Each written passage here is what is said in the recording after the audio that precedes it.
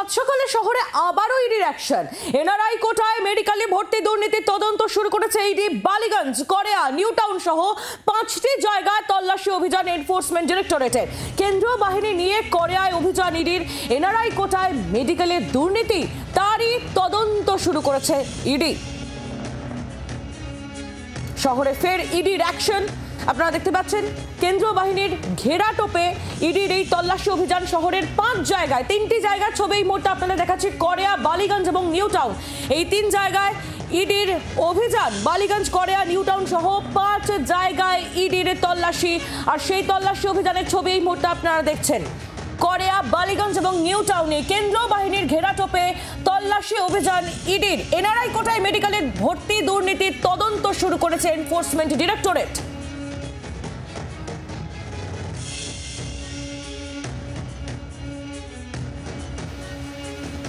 জাল নথি তৈরি করে মেডিকেল কলেজে এনআরআই কোটায় অ্যাডমিশনে দুর্নীতির অভিযোগে তদন্তে এনফোর্সমেন্ট ডিরেক্টরেটের আধিকারিকরা।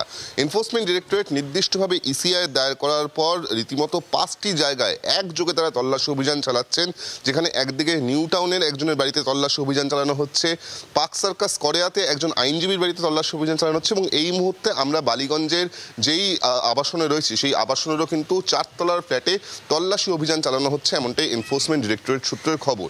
ইডি সূত্রে যেটা জানা যাচ্ছে যে মূলত এই মেডিকেল কলেজে অ্যাডমিশনের দুর্নীতিতে জাল নথি তৈরি করা হতো এবং সেই জাল নথি তৈরি করে এনআরআই কোটায় ভর্তির মাধ্যমে কার্যত কোটি কোটি টাকা আর্থিক তছরূপ করা হয়েছে, এমনটাই অভিযোগ রয়েছে। এবং সেই অভিযোগের ভিত্তিতেই তল্লাশি অভিযান চালানো হচ্ছে। এখনো পর্যন্ত 5টি জায়গায় তল্লাশি অভিযান চালিয়ে একাধিক গুরুত্বপূর্ণ নথিপত্র বাজেয়াপ্ত করা হয়েছে।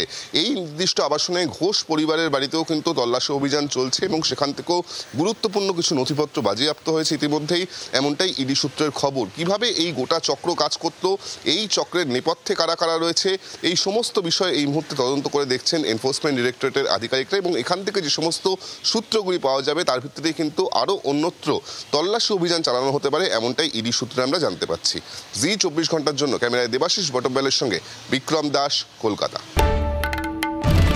বাংলার আওয়াজ, বাঙালির আবেগ, জি 24 ঘন্টা।